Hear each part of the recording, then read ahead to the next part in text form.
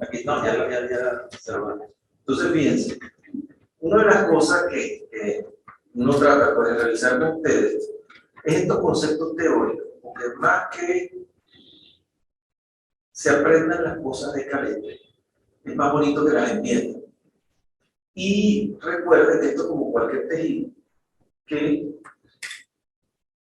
una vez que recibe un impulso eléctrico, son tejidos excitables, siguen una despolarización y ese cambio del potencial de acción o el potencial de membrana es lo que va a generar una migración de una corriente eléctrica, que es lo que genera el dipolo.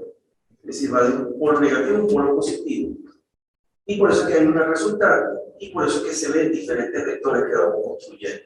Entonces, háganse la idea de que cada celulita tiene una contribución, que los grupos celulares van llevando una secuencia y esa secuencia que van llevando va a generar un vector, que es lo que nos dice cómo va la obra. ¿Okay? Y de acuerdo a la escuela mexicana, eso lo van a ver con detalle, básicamente uno reconoce tres grandes vectores, que son el vector del septum, el de la pared libre, que es el máximo vector del QRS también, y después el vector de la activación basal, en el caso de los ventrículos. Pero háganse la idea siempre el impulso eléctrico, el potencial de membrana y cómo eso se va a generar. ¿Okay? Entonces, partiendo del principio, la fase de potencial de acción, una fase de despolarización, una fase de repolarización precoz, la fase estacionaria o de plató o fase 2, después la fase de repolarización formalmente, y quizás la fase más interesante de todas, que es la fase estacionaria, que dependiendo del tipo de tejido que sea, va a tener o no una pendiente, es decir, va a ser o no recto. Cuando digo va a ser o no recto, es que no se estimula menos que hacer una corriente, porque si tiene una pendiente, es porque poco a poco va cambiando su potencial de acción. Y el otro elemento que recuerden es que eso depende básicamente de la bomba sobre el potasio. ¿Okay? Pero esta es la esencia, y cada vez que ven un electro, es imaginarse ese potencial de acción. Y no es que esté teñido, como en esta lámina clásica del Lester, cada zona, sino que son grupos celulares que tienen comportamientos diferentes a pesar de que todos son miocitos. Es decir, todos son miocitos, pero son miocitos con propiedades diferentes que se diferencian dentro del propio nombre. Y por eso es que siempre ha sido tan difícil ubicarlo. Y cuando uno se sienta con un patólogo y usted tiene el corazón en la mano, jamás van a ver una diferenciación de los tejidos, sino que es un círculo. Entonces, bueno, este es el triángulo de Cobb, este es el triángulo donde está el nodo sinusal, y ahí debe estar. Y cuando ustedes ven que eso uno lo habla con el cirujano en pabellón, y llegásemos a tener la oportunidad de estar juntos en pabellón, se van a dar cuenta que no ve el corazón y dice, esto es mentira, pero lo cierto es que existe. Y si tú le dices un corte con un bisturí, se dan cuenta que eso no sirve después. Y se lo vuelven y por eso es que queda bloqueado. Entonces, ahí es donde uno dice cuál sugiere, que por ejemplo, lo que quienes vivieron conmigo, eso pero aquí, con el canal, como se bloqueó, pero que ustedes ven ese corazón y fue lo que les dijeron que dentro de ese desastre, con esa CIB, se iba a acumular el nodo B, y de hecho así pasó. Que por cierto está muy bien, él está muy bien. Entonces fíjense, en primer lugar tienen esta en la unión de la cava superior con el techo de la aurícula izquierda y la crista terminal, que es el grupo celular que se corresponde al nodo sinoatrial. Fíjense en azul lo particular que es ese potencial de acción y lo diferente que es a los otros potenciales de acción que ustedes vieron. Porque fíjense que tiene una fase 0 que no es tan recta, sino que tiene una pendiente, no tiene plató, prácticamente no tiene fase estacionaria y prácticamente se continúa una vez que despolariza con una repolarización y después vuelve a dar la vuelta casi como un sinusoide y se vuelve a despolarizar. ¿Por qué? Porque este es el nodo que despolariza regularmente a una frecuencia fija que está entre 60 y 100 minutos bajo una regulación hormonal. Y son unos grupos de miocitos que lo que hacen es que producen impulso y estimulan a los otros antes de que caigan los periodos refractarios. El verde tiene un músculo auricular ordinario. ¿Okay? Ese músculo auricular ordinario, fíjense que tiene una fase cero, que es prácticamente vertical, no tiene casi platón y se continúa, pero lo que es importante es que es el ascenso. ¿Por qué? Porque para que esté refractario y salvo condiciones especiales, él no se va a despolarizar solo. Porque los que tienen la pendiente más suave son el que está en azul y este que está en amarillo pollito, que es nodo AB. Que ellos sí tienen pendiente fase cero y esos son los que pueden tomar el comando del ritmo del corazón. Y cuando falla el nodo sinusal, por eso que ustedes van a tener básicamente que él puede ser suplantado por el nodo AB. Y aquí lo ven por qué, muy claramente. Porque si analizan los periodos refractarios, analizan todo, fíjense que eso va llevando una secuencia y va llevando esa secuencia también un tiempo de propagación, que es lo que vamos a revisar ahora. ¿Ok? Pero estos tres son los más importantes para entender la génesis del ritmo del corazón. Y estos son básicamente los que están en anaranjado, en rojo y en violeta, son lo que se divide el seguido de conducción ordinario, es decir, el regis, el His-Purkinje con su rama. Y el His-Purkinje, fíjense que básicamente lo que hace es que conduce y por eso es que tiene ascenso rápido y no tiene despolarización espontánea. Esto es también importante conocerlo al momento de saber los mecanismos de generación de arritmia. ¿Ok? Porque la generación de arritmia espontánea va a depender siempre de la presencia de una fase 4 que es anormal en un tejido de conducción ordinario. ¿Ok? Y finalmente aquí les queda en gris el músculo ordinario. Matemáticamente, la sumatoria de todo esto genera una primera deriva y la primera deriva es el electro. Y mírenlo abajo. Y fíjense cómo los colores que les estaba describiendo se representan abajo. ¿Lo están viendo? Y fíjense cómo, si uno conoce, y eso lo vamos a ver más en detalle, la secuencia de activación auricular, fíjense que aquí se ve claramente que el inicio, la despolarización, lo que genera la onda P, depende del nodo sinusal. La parte de despolarización, sobre todo la parte inicial de la despolarización auricular, es la parte inicial también de la onda P. Después tienen cómo tardíamente se incorpora la aurícula izquierda y el nodo AB. Después tienen la latencia de la conducción entre aurícula y ventrículo, que es el PR, el segmento PR, no el intervalo, sino el segmento. Recuérdense que el intervalo va del inicio de la P a la primera inflexión del complejo QRS. Ese es el intervalo PR. Pero el segmento PR es desde el final de la P a la primera inflexión del complejo QRS. Y esos son dos conceptos que son importantes que ustedes recuerden siempre. Esto es el delay. El intervalo es el delay de la conducción auriculoventricular. Mientras que el PR completo es toda la secuencia de activación auricular que finaliza con la activación de los ventrículos. ¿De acuerdo? Entonces, esto es la segunda imagen que quiero que fijen y recuerden en la medida que vamos a ir avanzando en los conceptos de electro, porque esto es clave para entender cómo se va formando todo y se lo van imaginando. ¿Qué pasa? Que eso lo registramos y lo registramos en un triángulo. Y el triángulo se construye en base al brazo derecho, el brazo izquierdo y la pierna izquierda y se asume la pierna derecha como tierra. Y se construye lo que se llama un triángulo, que es el triángulo de Eindhoven. Si tomamos ese dipolo de menos, tomando como negativo siempre el brazo derecho, van a tener las 6 primeras derivaciones, que son las llamadas derivaciones estándar, de 1, de 2 y de 3. Y si lo ven así, fíjense que es un plano frontal y coronal. ¿Ok? Entonces, derivaciones estándar, plano frontal y coronal. En el devenir del tiempo, se fue viendo que uno podía asumir, más o menos, y para que no se les olvide el concepto, tipo Buzz Lightyear, porque nace en cada uno de estos 3 puntos de referencia, pero se proyecta hacia el infinito el vector, que son las derivaciones monopolares, y que por esa característica tienen la adelante porque habla de ampliado, porque es aumentado con un generador, como lo están viendo aquí. Por eso que dice aumentadas. Y es brazo derecho, brazo izquierdo y pierna izquierda, como lo están viendo aquí. Brazo derecho, brazo izquierdo, pierna izquierda. ABR, ABL, ABF. Todas esas 12 derivaciones son un plano frontal. Esas 6 primeras, perdón. Esas 6 primeras derivaciones, plano frontal.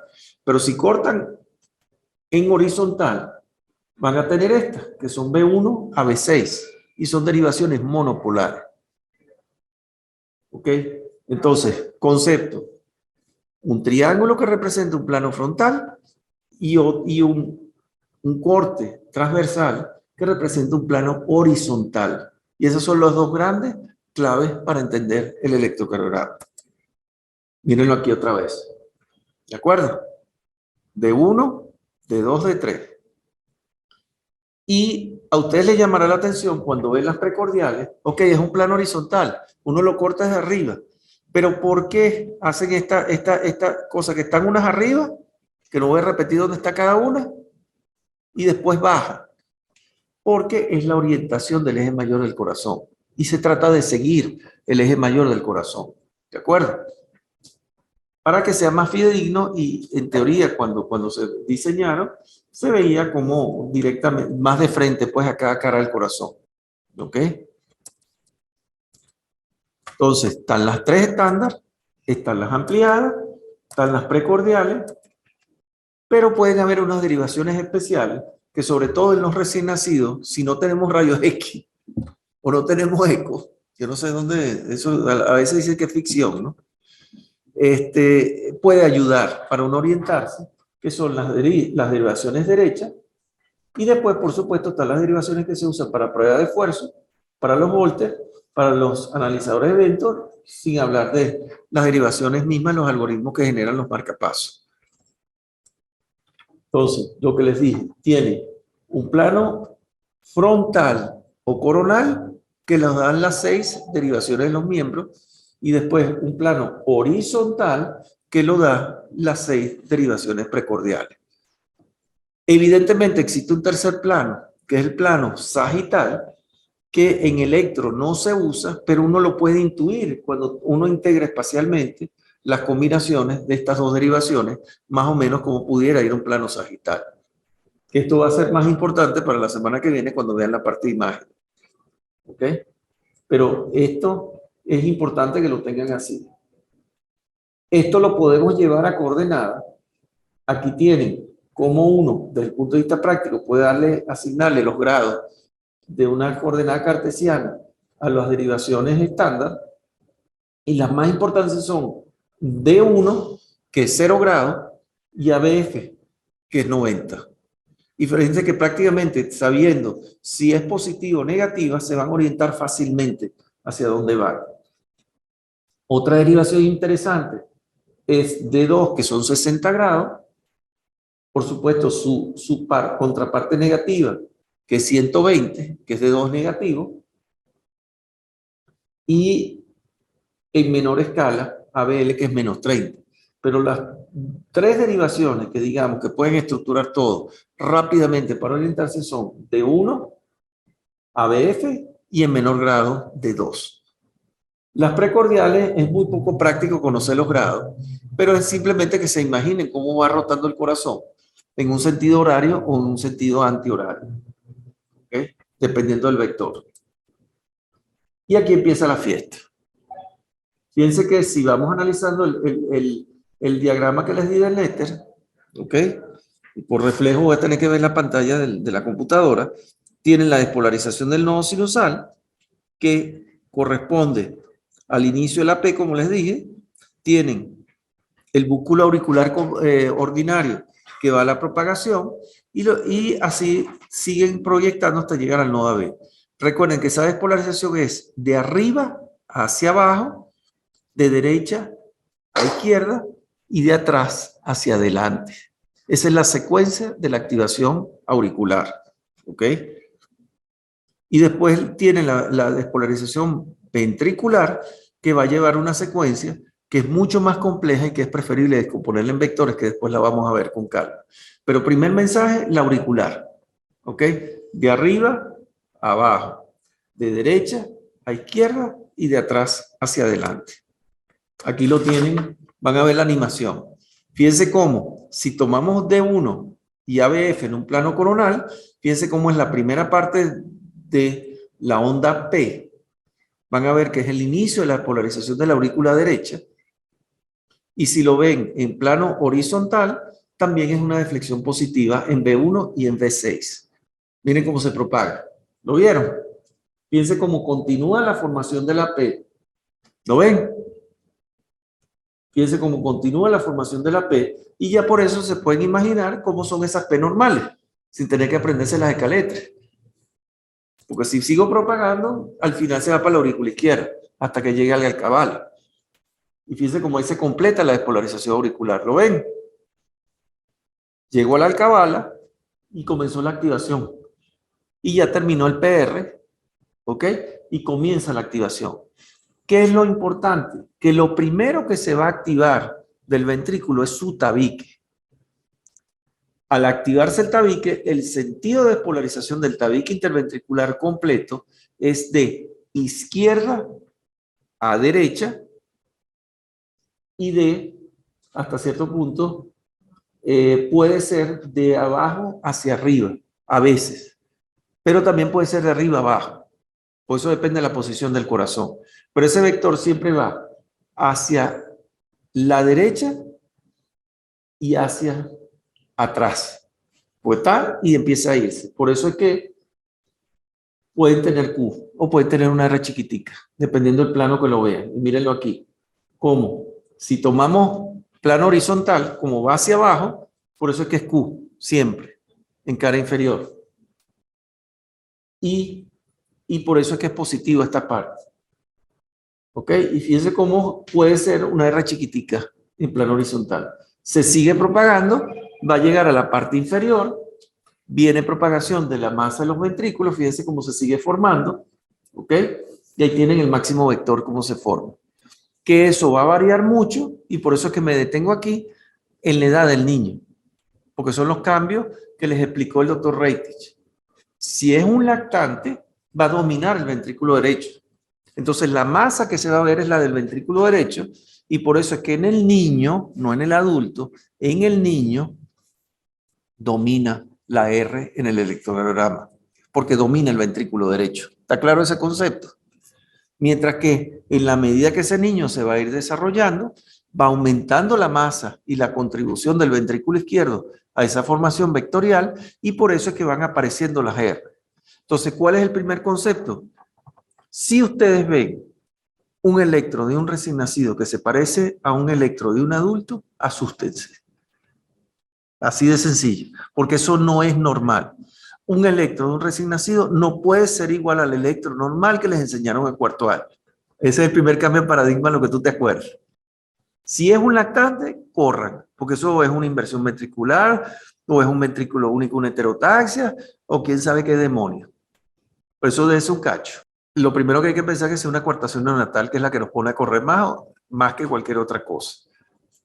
Y al final es que van a ver cómo comienza a despolarizarse la base, y por eso es que ustedes pueden ver en D1 QRS, pueden ver en ABF QRS, en B1 siempre va a ser RS, porque la Q va a ser patológica generalmente, y en B6 es QRS. Por eso es que es importante que tengan esto claro de esa manera, ¿ok? Conociendo la formación de la sonda, es importante las preguntas claves antes de prender el equipo, ¿ok? Porque lo primero que no funciona es, mira, el equipo está tiene el switch puesto o no tiene el switch puesto. Tiene dos switches, tiene un switch, porque lo primero que se dan cuenta, ¡ay, no te! Y cuidado y no está enchufado. Tienen que ver la calibración y los filtros. Hay que revisar qué calibración y qué filtro, porque varían de un equipo a otro. Y luego, esto que es el sistema de calibración, que llamamos estandarización, que puede ser un cuarto, media, una o doble, ¿ok? Y eso es importante también que lo tengan en cuenta, porque pueden hacer diagnósticos de HBI equivocados o de complejo de bajo voltaje y creen que el niño está taponado, porque le pusieron menos estandarización de la que es. Lo otro es, yo no puedo controlar el electro, y es porque tiene que quitarle el botón de automático, pues la mayoría de los electros de hoy en día vienen en automático por defecto, y eso es lo que nos hace perder los rollos de papeles de una manera alucinantemente rápida. Lo otro es saber que dependiendo del tipo de equipo. Pueden haber canales simultáneos o no. El papel no marca, ese papel no pinta, ese papel, y es porque está al revés. Porque hay un lado, como todo papel térmico, que quema y uno que no quema. Entonces eso también tienen que saber. La velocidad, que está bradicárdico, no vale, que le diste a la tecla. Alguien que con el estrés hundió el botón de velocidad y lo puso a velocidad rápida y no es una bradicardia. La frecuencia está normal, pero el papel va muy rápido. ¿Ok? Y por eso tiene que tener esos números mágicos en la mente.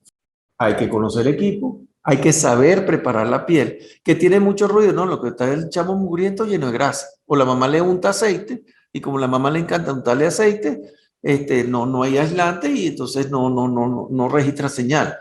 Entonces, como dice el doctor Rondón, hay que agarrar un algodoncito con alcohol o con agua y darle esa piel hasta que se ponga roja para quitarle toda la grasa.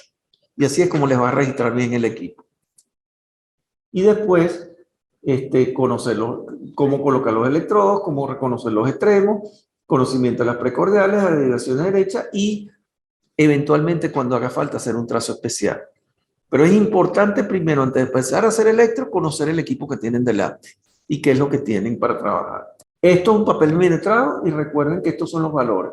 Si la velocidad es 50 milímetros por segundo, los 5 milímetros del cuadro grande equivalen a 20 milisegundos. El cuadro, la estandarización completa es que cada 10 milímetros es un milivoltio.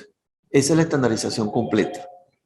Si son los cuadros pequeños, tenemos que cada cuadro pequeño es 1 milímetro, que son 0,02 segundos, 0,04, perdón, ¿ok?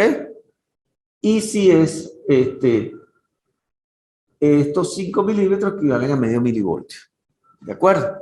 Eso es lo importante si es estandarización 1, velocidad 25, que es como debemos hacer normalmente el electro. Fíjense y esto es un ejemplo que está muy lindo en ese libro de electropediátrico, que es el de Garson, que fíjense cómo cambia exactamente el mismo niño, como se ve diferente el complejo de acuerdo a la estandarización. Igual aquí, como de repente, aquí hundieron el botón y miren cómo cambió la frecuencia cardíaca, con cambiarle la velocidad al papel. Entonces son las primeras conchas de mango que tienen que estar pendientes todos. Pues son conchas de mango. ¿Ok? Entonces, bueno, evidentemente de aquí, esto como lo escribimos juntos, más el doctor Rondón que yo en su momento, y fíjense hace cuántos años fue eso, no está planteado el rasurar, pero sí acuérdense que como la gente, con la angustia y como la fiesta que hay de la luz, que se va cada ratico, no enchufa los electros, hoy en día uno usa poco la batería y depende mucho de la corriente, y esa es la mayor fuente de interferencia. Entonces siempre la recomendación es que cuando les aparece un electro vibrado, lo desenchufen de la pared y usen la batería. El problema es que generalmente la batería cuando la usan está descargada.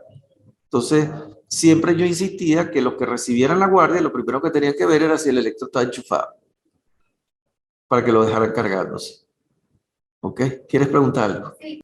El tema aquí grandote es que ver todos los componentes de la sonda va a depender de la derivación. O sea, esto es lo bonito, esto es lo ideal, y fíjense que esto es típico en D1, en ABF y en B6, que es donde ven todos los complejos de todas las notas. Pero siempre va a variar de acuerdo a la derivación que estén utilizando y que es la cara desde donde van a ver el corazón. ¿Ok? Y sean metódicos, vigilen, me siguen cantando esta lámina, porque es para que recuerden siempre que todo va a depender de la metodología que utilicen, que debe ser estándar. ¿Ok? Entonces, parte de lo que ustedes vieron, que era el electro en adultos en general, pero en pediatría es importante, uno, los accesorios. Porque evidentemente si ustedes le ponen una pera de adulto a un nene de 1,100 kg, ahí no cabe la derivación. Entonces, particularmente a los de aquí, y en una época a los del universitario yo lo tenía siempre encaletados los electrodos y las peritas para recién nacidos. Eso hay que rescatarlo. Tienen que tener, pues es otro juego, es un juego diferente. Luego, más de una vez, sobre todo en los preescolares, no nos queda más remedio que sedarlos a veces de lo agresivos que están, porque si él no colabora el trazo nunca va a ser bueno. Entonces, por ejemplo, es preferible hacer las estándar nada más en un lactante que está alborotado y no perder tiempo muchas veces haciendo las precordiales, porque van a acabar con nosotros y ellos siguen felices. El tema de los artefactos, por eso lo de la batería y que esté cargada, la estandarización y la velocidad del papel, el respetar la secuencia de las derivaciones, que también es bien importante, y eso es importante porque a su vez pueden conseguirse con un paciente complicado que tienen variaciones en el situs de las vísceras, en la ubicación de las vísceras y hacia dónde está orientado el corazón. Y ahí es donde la vida se complica. ¿Ok? Entonces, en pediatría particularmente, el plano frontal se hace de una sola manera, con estandarización 1 y velocidad 25, refrescando lo que tú me acabas de preguntar.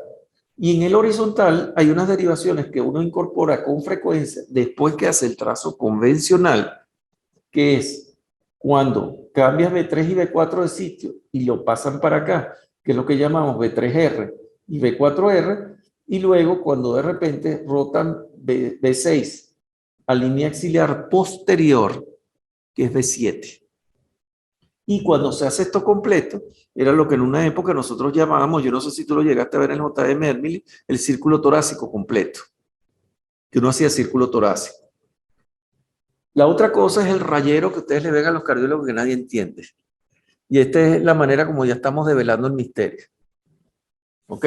Porque si ustedes ven la secuencia, lo que uno hace automáticamente es ver el ritmo, ver la frecuencia, ver cuánto mide el intervalo PR, no el segmento, sino el intervalo, dónde está ubicado, pero la amplitud del QRS, cuánto vale, cuán ancho es ese QRS, hacia dónde está ubicado el eje del QRS y cuánto vale el QT corregido.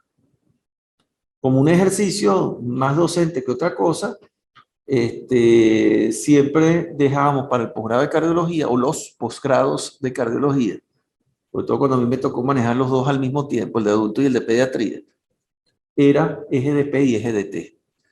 ¿Ok? Esto tiene que ser automático, esto tiene que ser casi que un caletrazo. Siempre la recomendación va a ser que lo anoten en un papelito mientras van aprendiendo, porque uno se le olvida, porque la diferencia entre los que tenemos muchos años viendo electro y ustedes que los están viendo por primera vez, es precisamente la cantidad de electros que hemos visto, no es otra. Y que uno hace eso automático. Y cuando ustedes me dan, que me llaman en la noche, típico, doctor, mira, acérquese a ver este electro, es simplemente la velocidad con la que lo veo, porque yo hago exactamente esto siempre con todos los electros. ¿Ok? Y después de que tienen eso mecánicamente, es que van a analizar el trazo. Porque si no tienen en la mente los valores y los cálculos que hicieron, no van a saber diferenciar entre un electro normal y un electropatológico. Y las tres opciones que hay es que o es normal, o es patológico, o es ni molusco ni crustáceo. ¿Ok? Pues no hay otras posibilidades. Si definitivamente es patológico, eso se va a sustentar por una secuencia con la cual lo vemos. Y esa secuencia va a ser, en primer lugar, después que registren todos esos números, determinan si hay trastorno de ritmo o no. O sea, viendo cuál es el ritmo y viendo cuál es la frecuencia y todo lo demás van a decir, ese ritmo cuál es, qué tipo de ritmo es, qué tipo de trastorno de ritmo es. Después que identifiquen el trastorno de ritmo, el trastorno de conducción sí lo hay.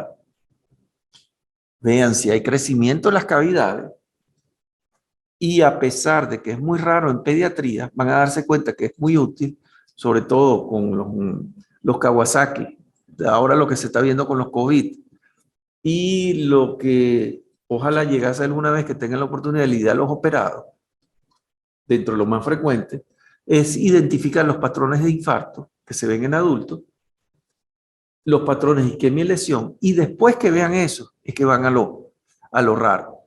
¿Ok? Pero esa siempre va a ser la invitación de la secuencia con la cual ver un electro. ¿Ok? Tengan las chuletas. No les dé pena sacar las chuletas. Esta es la chuleta de la frecuencia. Esta es la chuleta del PR con la edad y la frecuencia. Esta es la chuleta de los ejes. ¿Ok? Esta es la chuleta del QT corregido. No les dé pena tener esa chuleta. Ténganlas en los teléfonos, tengan donde, quien no las tenga, me avisa, yo se las doy, yo todavía cargo mi chuleta. ¿Ok? Porque muchas de estas cosas todavía no me las he aprendido en memoria. ¿Ok? Esto es muy práctico, hay una modificación que hacemos de otra manera, pero realmente es tan bonito como lo tiene esa lámina del Garson, que estamos dividiendo la ubicación del eje en 4 cuadrantes. ¿Ok? Fíjense que tienen un primer cuadrante, que es donde tengo la flechita, que es el cuadrante normal, y ese está entre 0 y 90 grados. ¿Por qué se caracteriza? Porque la máxima inflexión del electrocardiograma va a estar en D1 y ABF positivo, o sea, una R predominante de 1 y en A. Ver, si ustedes ven eso y ustedes dicen eso es cuadrante normal, no hace falta que me calculen cuántos grados son. En el lactante, uno tiene que extender esto hasta 120. Y ahí el detalle es que puede estar de 1 positivo, perdón, de 1 negativo con ABF positivo, y pudiera estar de 2 positivo. De 2 también es positivo y eventualmente de 3. ¿Ok? Porque es para acá. Porque de ahí sí, después de 120, es la desviación del eje a la derecha. Entonces, desde el punto de vista práctico, lo que decimos es de 1 positivo y ABF positivo, cuadrante normal. De 1 negativo con ABF positivo, es eje a la derecha. ¿Ok? Que pudiera ser normal, a veces hasta 150 en un recién nacido. ¿Ok? Si en frecuencia de importancia tienen de 1 positivo con ABF negativo, como lo están viendo aquí, eso es un eje a la izquierda, compañero. Eso no es normal en un niño. Y hay una serie de patologías que se asocian a eje a la izquierda. Y si no es ni lo uno ni lo otro, sino todo lo contrario, es decir, todo el mundo negativo, es un eje que está en cuadrante superior derecho, es un eje que es totalmente patológico y es un eje que de primera intención hay que descartar un trastorno hidroelectrolítico o una cardiopatía compleja. Esto ayuda mucho porque es para orientar la formación del ritmo sinusal normal, ¿ok? Y es lo que yo les expliqué de que si tienen los ritmos derechos, siempre van a ser positivos en D1, ¿ok? Y si es de aurícula derecha, va a ser positivo en D1 y positivo en ABF, pero si es negativo en D1 es porque viene la aurícula izquierda. Y aquí arriba tienen que si son ritmos bajos, siempre los ritmos bajos van a ser negativos en ABF y dependiendo si es de aurícula derecha o de aurícula izquierda, van a ver la positividad o la negatividad.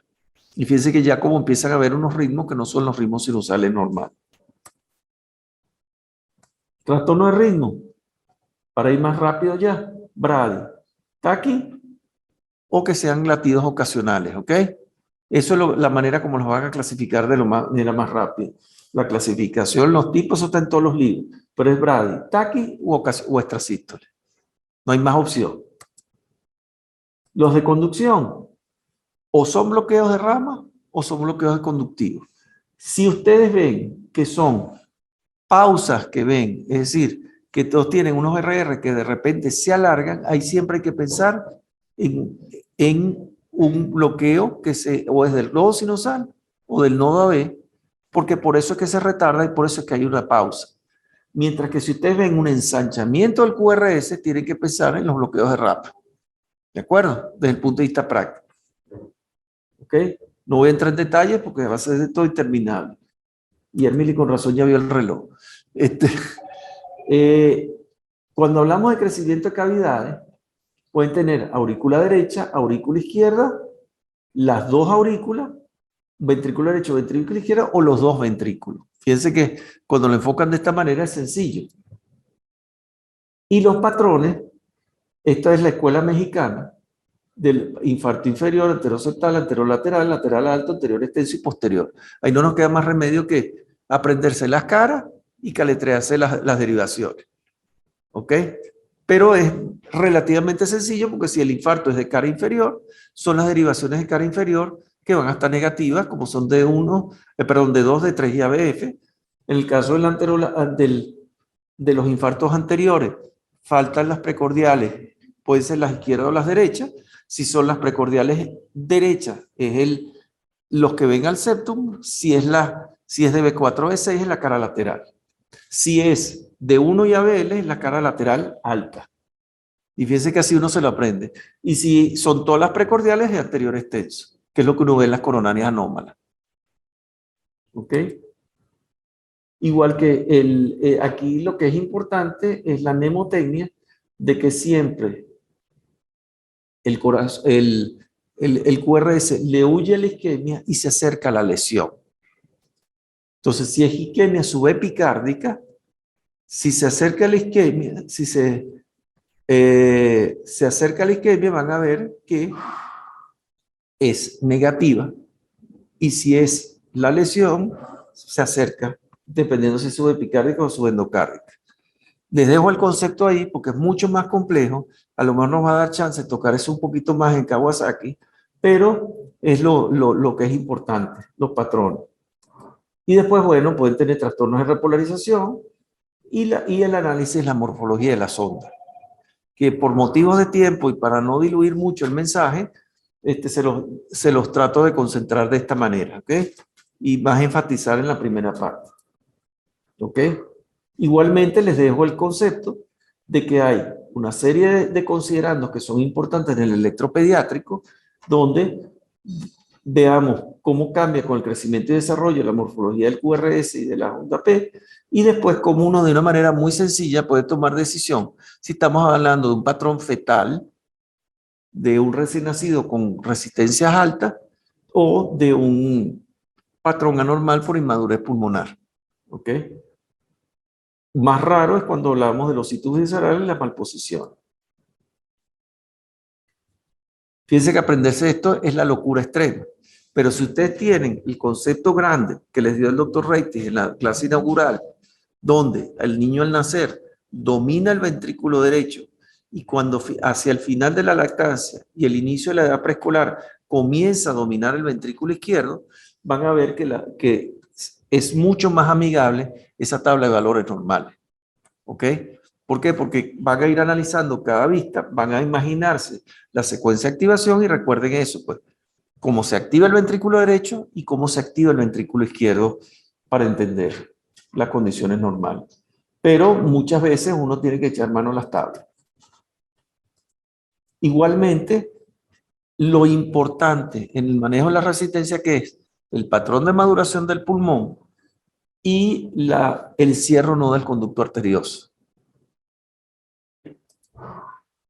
Entonces, en el resignación normal, revisamos todo, vemos que en la medida que va avanzando la edad, el corazón del niño va rotando hacia la izquierda, porque está mejorando el ventrículo izquierdo, se van adaptando los ventrículos al cambio de la circulación, y hay un punto crítico que cuando vemos, muchas veces que ustedes me dicen, no doctor, que tenemos un recién nacido, que queremos saber si está el conducto abierto, está con dificultad respiratoria.